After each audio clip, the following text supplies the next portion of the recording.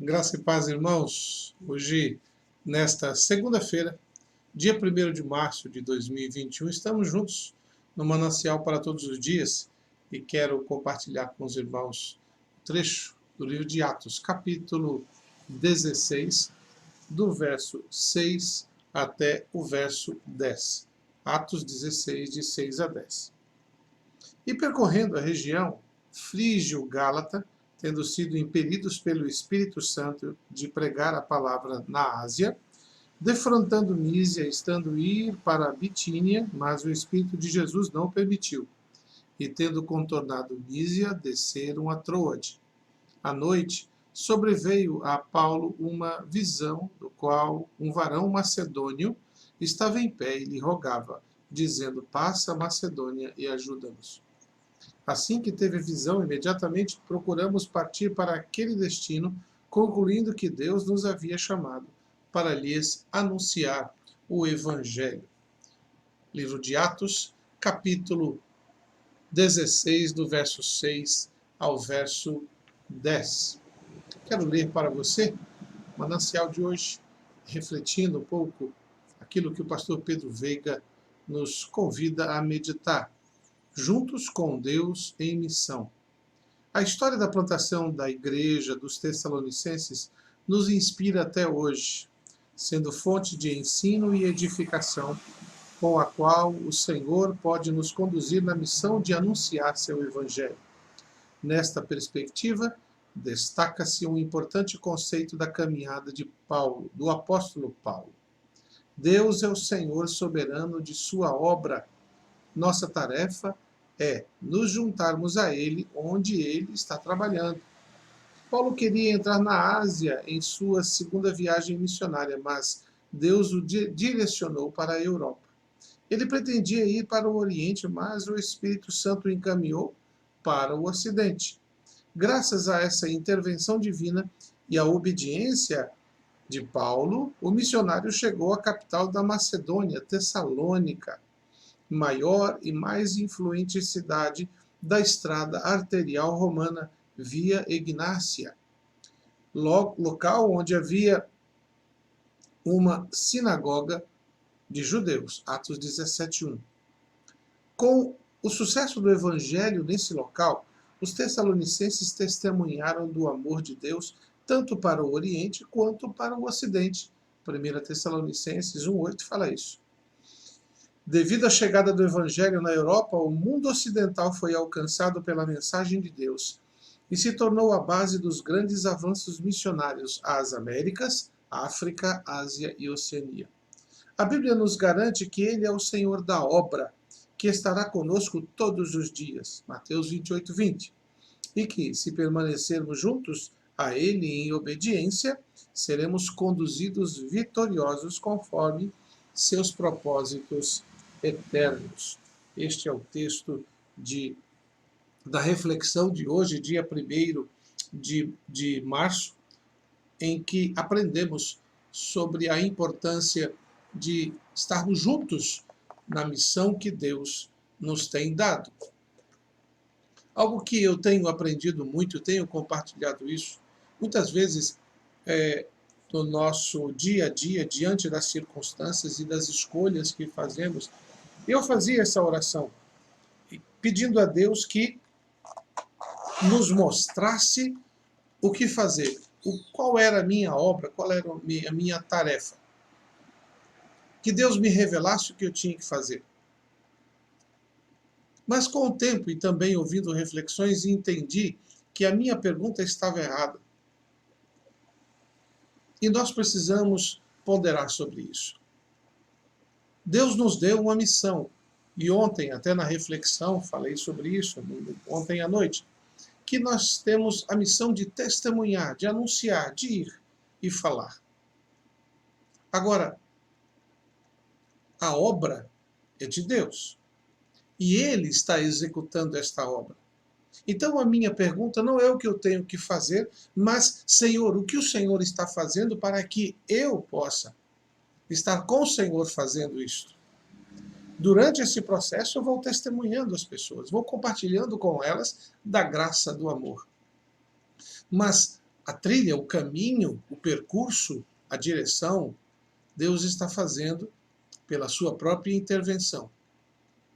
Muitas vezes ficamos angustiados e agoniados querendo nos envolver em algo, fazer algo, quando Deus já nos deu uma tarefa. Enquanto estamos indo nossos afazeres, no nosso dia a dia, cuidando de nossa família, trabalhando, compartilhando a vida com outras pessoas, devemos testemunhar. Testemunhar quem é Deus, o que Ele está fazendo e como nós fomos convidados a fazer parte disso, como Ele nos tirou das trevas para a luz. Por que muitas vezes Deus não nos responde como gostaríamos? Porque Ele está vendo o fim do caminho e sabe onde vai dar a história. E Ele sabe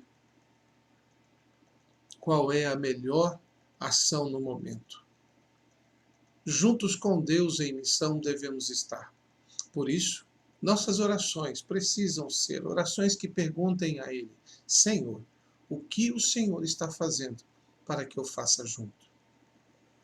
Paulo, texto que li, tinha boas intenções. Ele queria anunciar o Evangelho em determinado lugar. Mas o Senhor o impediu. O texto que li, o Espírito de Jesus, o Espírito Santo, o impediu. Não, você não vai para lá, você vai para outro lugar. Imagine só se na sua habilidade, na sua capacidade, que Paulo tinha muita capacidade, mas Senhor, eu vou nesse lado porque nessa região tem muita gente que precisa do Evangelho. E tinha muita gente precisando do Evangelho ali. Mas ele ouviu a voz do Senhor e foi na direção contrária àquela que ele idealizou. Se Paulo tivesse teimado e ido na direção que ele já estava indo, como o próprio texto nos mostra, Tessalônica não seria alcançada, a porta da Europa, o Evangelho não teria chegado na Europa, como, por exemplo, a Alemanha, Inglaterra. Esses países, na época de Paulo, não existiam, mas as pessoas que são os antepassados deste povo, sim. E o Evangelho, quando foi levado a Tessalônica, ali alcançou o mundo todo. Vamos estar atentos à voz do Senhor, nos dizendo, nos dirigindo exatamente no caminho em que Ele está. Vamos orar ao Senhor perguntando a Ele: Senhor, mostra-nos o que o Senhor está fazendo para que possamos fazer juntos. E neste percurso, vamos testemunhando da graça do Senhor Jesus. Que Deus possa abençoar a sua vida, abençoar a cada momento sua família. Tenho orado por sua vida, por sua família, e quando falo isso, estou principalmente me dirigindo aos membros da Primeira Igreja Batista de Rondônia, mas também tenho orado por outras famílias com quem tenho contato e caminhando na direção onde Deus está caminhando, fazendo a sua obra, vou experimentando de bênçãos, de experiências às vezes não tão confortáveis, mas em todo o caminho a segurança de que o Senhor está à frente da minha vida, como eu sei que Ele estará e está à frente da sua. Que Deus possa abençoar você nesta segunda-feira, continuar, e que possamos ter um dia realmente repleto do cuidado do Senhor. Vamos louvar o Senhor e assim, depois vamos orar primeiro e depois vamos ouvir uma música e louvando ao Senhor, agradecendo a Ele por tudo que Ele tem feito, que é justamente o hino 438 do cantor cristão. Mas antes vamos orar? Pai querido, muito obrigado pela oportunidade de mais uma vez ler a sua palavra e meditar com o teu povo neste dia. Permita-nos, ó Deus, podermos saber, conforme a sua orientação, o que o Senhor está fazendo, para que possamos ter a oportunidade de fazer junto com o Senhor. Ajuda-nos, ó Deus, a compreender a importância dessa atitude. Perdoa-nos quando muitas vezes estamos dizendo ao Senhor o caminho que queremos seguir.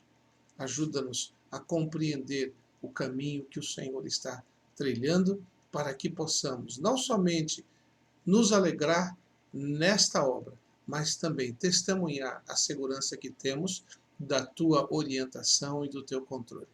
Pedimos, ó Deus, a tua bênção, a tua misericórdia no nome de Jesus. Amém. Que Deus os abençoe e até amanhã, se Deus assim nos permitir.